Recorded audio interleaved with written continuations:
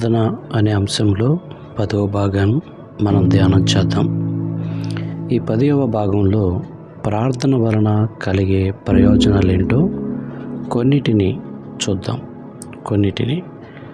యెషయా గ్రంథం 40వ అధ్యాయం 31వ వచనంలో ప్రార్థన వలన మనం బలం పొందుకుంటాము అని అక్కడ రాయబడింది.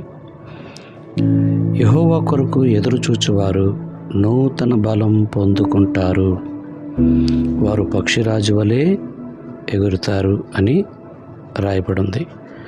సో ప్రార్థనలో ఎదురు చూస్తున్నవారు బలం పొందుకుంటాం. తిరిగి శక్తి పొందుకొని మన జీవితాన్ని ఉన్నతంగా ఎదగడానికి, ఉన్నతంగా ఎగరడానికి, అభివృద్ధి చెందడానికి బలం పొందుకుంటాము అన్న సంగతిని జ్ఞాపకం చేసుకుందాం. అదే యెషయా గ్రంథం 49వ అధ్యాయం 23వ వచనంలో మనం చూసినట్లయితే ప్రార్థించే వారిని దేవుడు సిగ్గుపడనివ్వడు. ఈ వచనంలో 7వ లైన్లో మనం చూస్తే నా కొరకు కనిపెట్టుకుని వారు సిగ్గునొందరు అని రాయబడింది. నిజమే, ప్రార్థించేవారు ఎప్పుడు కూడా సిగ్గునొందనివ్వడు.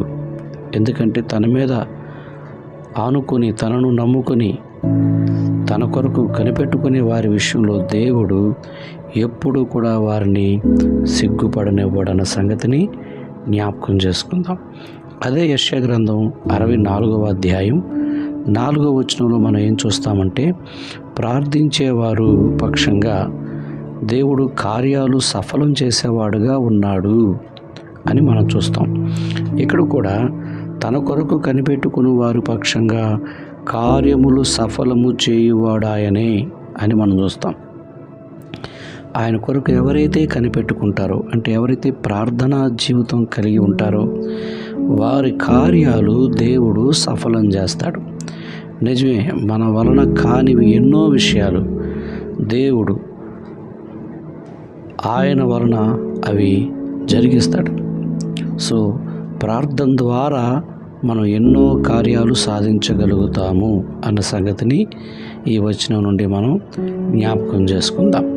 అలాగే 37వ కీర్తన 34వ వచనాన్ని చూస్తే యెహోవా కొరకు కనిపెట్టుకుని ఉంటే వారు భూమిని కూడా స్వతంత్రించుకుంటారు అన్న సంగతిని మనం చూస్తాం. అలాగే అదే 37వ కీర్తన 9వ వచనంలో చూస్తే యెహోవా కొరకు కనిపెట్టుకునేవారు దేశాన్ని కూడా స్వతంత్రించుకుంటారని రాయబడింది. అది ఇజ్రాయేల్ పక్షంగా దేవుడు మాట్లాడినప్పటికీ ఇది ప్రార్థించే వారికి ఆ స్థాయిలో కూడా ఇది పని చేసేటువంటి వాగ్దానంగా, వచనంగా మనం ఉన్నాయి. చూడండి, యోసేపు జీవితాన్ని మనం జ్ఞాపకం చేసుకుంటే అతడు ఒక బలమైన ప్రార్థనా పరుడుగా మనం చూస్తాం. దేవుని ఎడల భయభక్తులు కలిగిన వాడుగా చూస్తాం. చూడండి, ఒక దినాన ఆయన దేశాన్ని ఏలేటువంటి ప్రధానమంత్రిగా ఆ స్థాయిలో అతడు దేవుడు.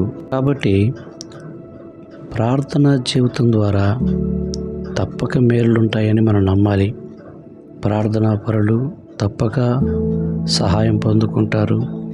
ప్రార్థన ద్వారానే దేనినైనా సాధించవచ్చు అని మనం ఖచ్చితంగా గురిపెట్టుకొని నమ్మవలసినటువంటి పరిస్థితి. కనుక ప్రార్థన చేద్దాం. క్రీస్తు యేసునందు పడిన ప్రయాసం ఎప్పుడు కూడా వ్యర్థం కాదు. ప్రార్థనకు జవాబులు ఆలస్యం కావచ్చేమో, కానీ ప్రార్థనకు తప్పకుండా ఒకరోజు స్పందన అయితే వస్తుంది. ఈ ఆశతో, ఈ ఆసక్తితో అందరం కూడా ప్రార్థన పట్ల ఆసక్తిని పెంచుకుందాం. దేవుడు మిమ్మల్ని దీవించునుగాక. ఆమేన్.